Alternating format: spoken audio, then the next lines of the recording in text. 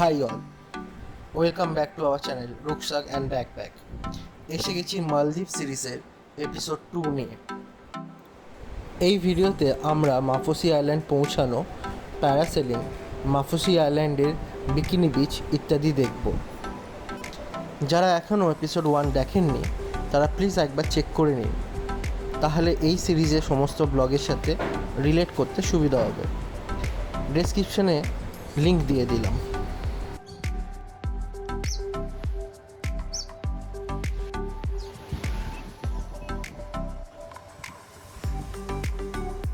তো আলটিমেটলি আমরা আজকে পৌঁছে গেছি। অনেক দিন ধরে এই ট্রিপটা প্ল্যান করেছি এবং পুরোপুরি নিজেরাই করেছি প্ল্যানটা। আমরা কোনোরকম কোনো ট্যুর অপারেটারের সাথে কোনোরকম কোনো প্রাইভেট রিসোর্টে কন্ট্যাক্ট করিনি, যেটুকুনি করেছি নিজেরা প্ল্যান করেছি। এবং তারপর এই আজকের দিনটা আমরা এসে গেছি মলদ্বীপে, এবং এর পরবর্তী যে সিনারি সেটা আমি আপনাদেরকে দেখাচ্ছি। আমার পেছনটা ঠিক এরকম লাগছে এখন, দেখে বুঝতে পারছেন এক্স্যাক্টলি কী পরিমাণ নীল রঙের এই জলটা, এবং প্রচুর স্পিড বোটস আছে। ম্যালে ইন্টারন্যাশনাল এয়ারপোর্টে পৌঁছানোর পর আমাদের খানিকক্ষণ ওয়েট করতে হয়েছিল আমাদের হোটেলের স্পিড বোটের জন্য।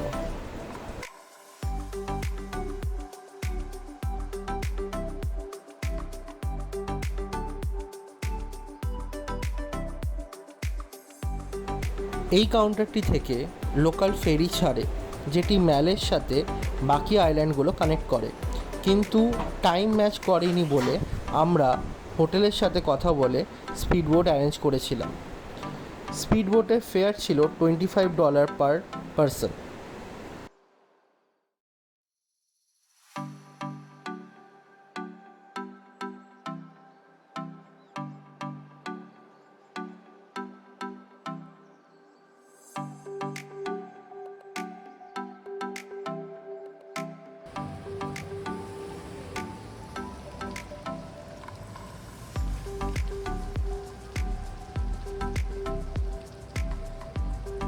আমাদের বোট আসার সাথে সাথে নামলো বৃষ্টি।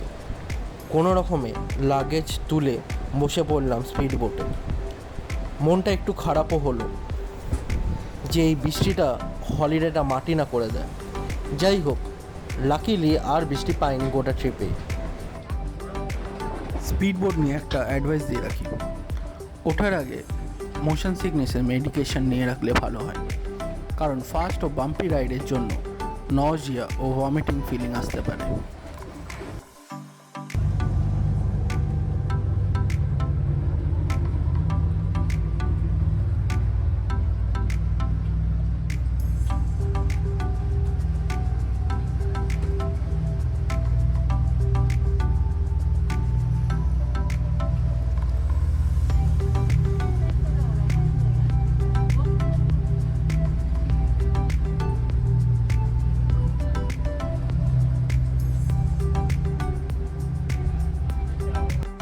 অ্যাপ্রক্সিমেটলি 30 থেকে 35 মিনিট রাইডের পর আমরা পৌঁছালাম মাফুসি আইল্যান্ডে।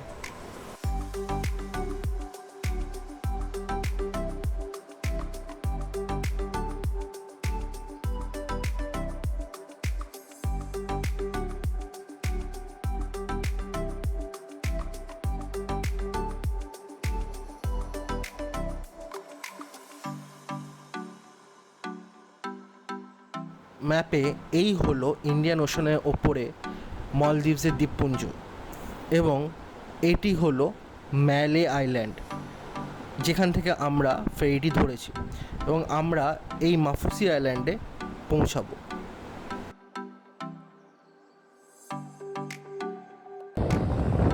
বোট থেকে নামতেই আমাদের ওয়েলকাম করলো হোটেল স্টাফরা, এবং তাদেরকে ফলো করে পৌঁছে গেলাম আমাদের হোটেলে। আমরা কলকাতা থেকেই কানি গ্র্যান্ড হোটেল বুক করে নিয়েছিলাম। এটি মাফুসি বিকিনি বিচের ঠিক সামনেই located.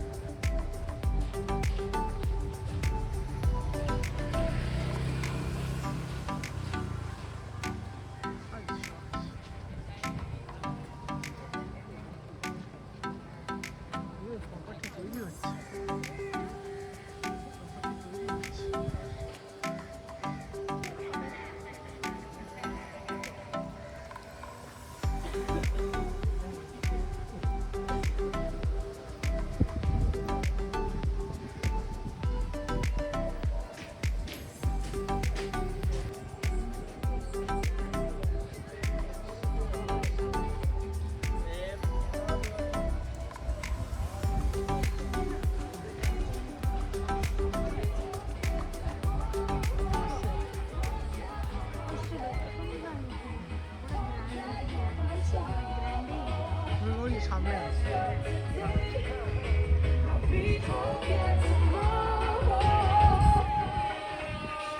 Here comes Juna Long, I'm flying high like Superman. I'm thinking that I run the whole. I don't know if it's just because pineapple could be my dog. I got me feeling like I'm on top.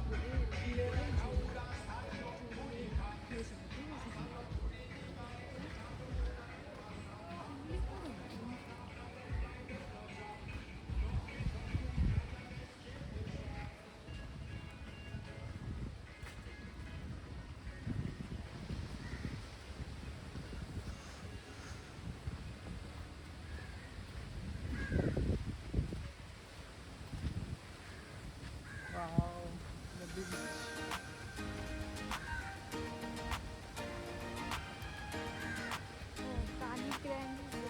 Rani Hotel.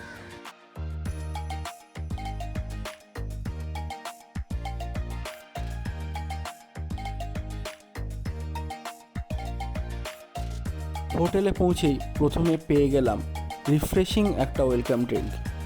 তারপর passport এবং booking details দেখিয়ে check in formalities complete করে নিলাম।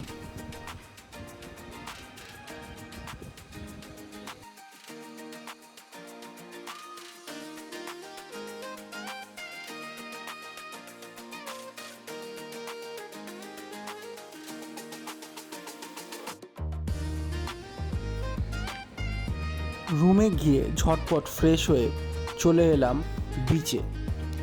বিকেল হয়ে যাওয়াতে বেশ ফাঁকাই ছিল বিচ। আমরা খানিকক্ষণ বসে সেলফি এবং ফটো তুলে নিলাম।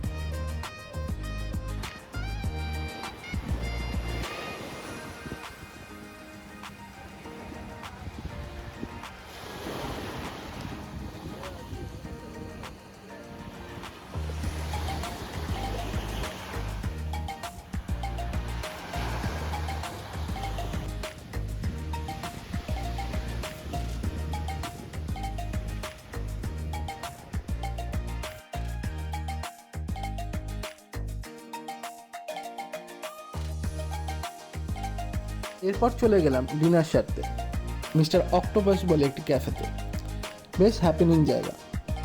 এখানকার 80% স্টাফ বাংলাদেশি এবং এখন মালদ্বীপসে টোটাল পপুলেশনে 1/3 প্রায় বাংলাদেশি, যারা লাস্ট 10-12 বছর বা তারও বেশি সময় ধরে মালদ্বীপসে আছে। ডিনার সেরে আমরা একটু ওয়াকে বেরোলাম। পায়ে হেঁটে নতুন জায়গা দেখার মজাটাই আলাদা।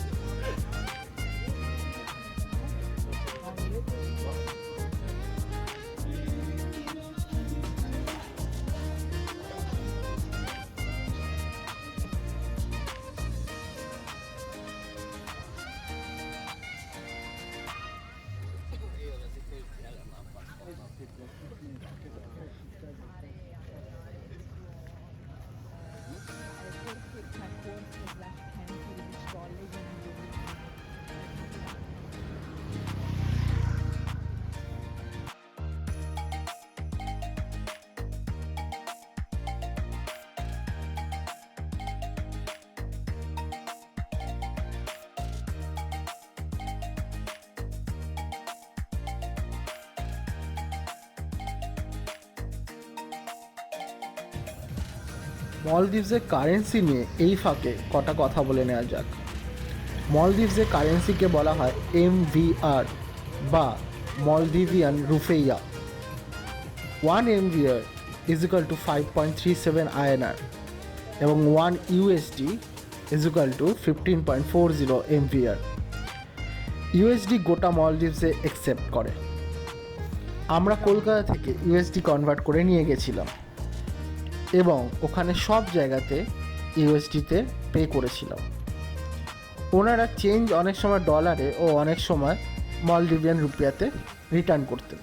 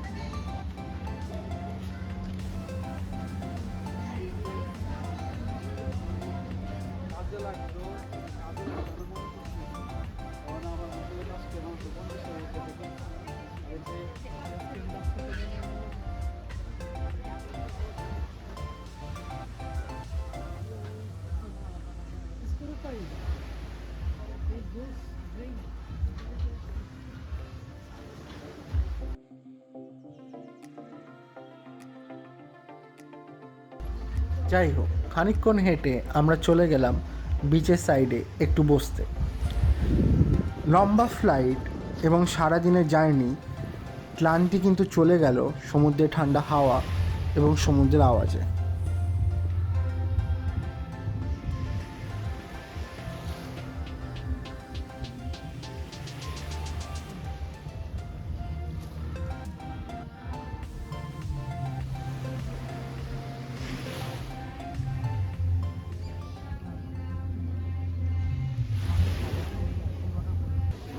পরের দিন সকালে উঠে চলে গেলাম ব্রেকফাস্ট করতে। ব্রেকফাস্ট ইনক্লুডেড ছিল আমাদের হোটেল টেরিফের সাথে। ব্রেকফাস্ট জেনারেলি বুফে ব্রেকফাস্ট থাকে।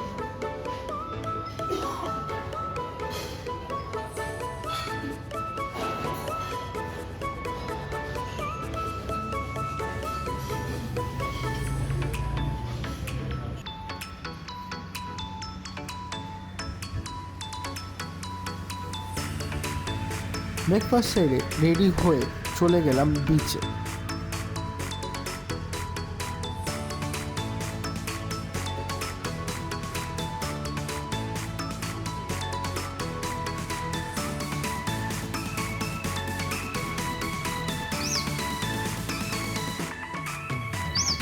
এটি বিকিনি বিচ। বিচ নিয়ে যেটা বলা দরকার সেটি হলো, যেহেতু মাফুসি একটি লোকাল আইল্যান্ড এবং এখানে মলদিভিয়ান বা লোকালাইটসরা থাকেন, সেহেতু পুরো আইল্যান্ডটি দুটো বিচ আছে, একটি ট্যুরিস্টদের জন্য এবং একটি লোকালাইটসদের জন্য। ট্যুরিস্টদের জন্য যে বিচটি, সেটাকেই বিকিনি বিচ বলে। এইখানে সুইমস্যুট বা সুইমওয়্যার এবং বিকিনি অ্যালাউড। এর বাইরে গোটা আইল্যান্ডে বিকিনি অ্যালাউড নয়। একটা জিনিস দেখে যেটা ভাল লাগলো, এনারা নিজেদের কালচার এবং ট্যুরিজমকে একসাথে বেশ সুন্দর করে সেগ্রিগেট করে রেখেছে, একটা অন্যটাকে এফেক্ট করতে পারেনি। যাই হোক, দেখে নিই মাফুসির বিকিনি বিচের কিছু ফুটেজ।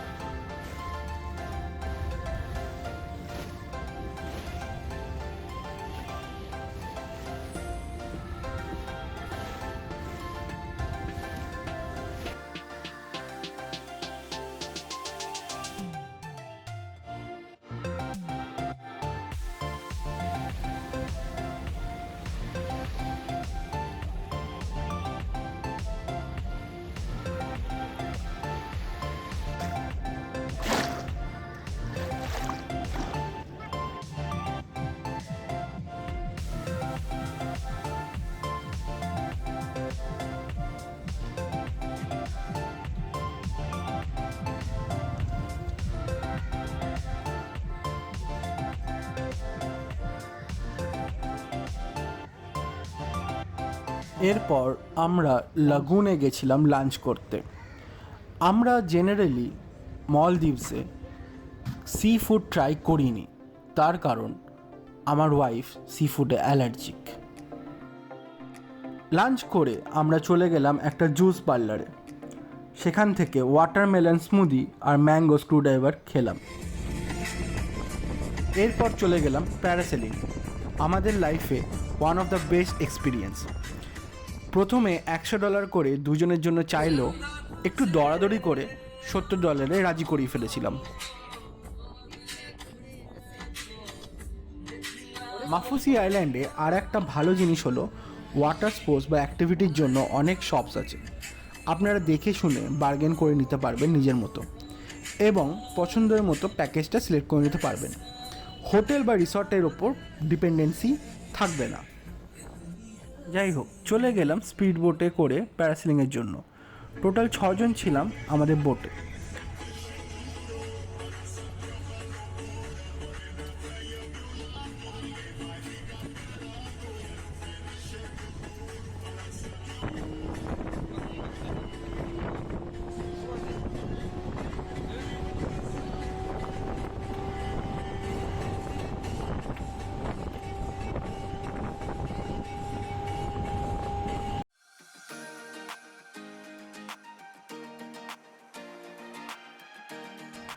প্যারাসেলিংয়ের এক্সপিরিয়েন্স বলতে গেলে বলবো যে এক কথায় জাস্ট অসম। এর আগে সিকিমে প্যারাগ্লাইডিংয়ের এক্সপিরিয়েন্স আছে আমার, কিন্তু প্যারাসেলিংয়ের এক্সপিরিয়েন্স পুরোপুরি আলাদা। বার্ডস পয়েন্ট অফ ভিউ থেকে ইন্ডিয়ান ওশানকে কীরকম লাগে সেটা বোঝা যায়।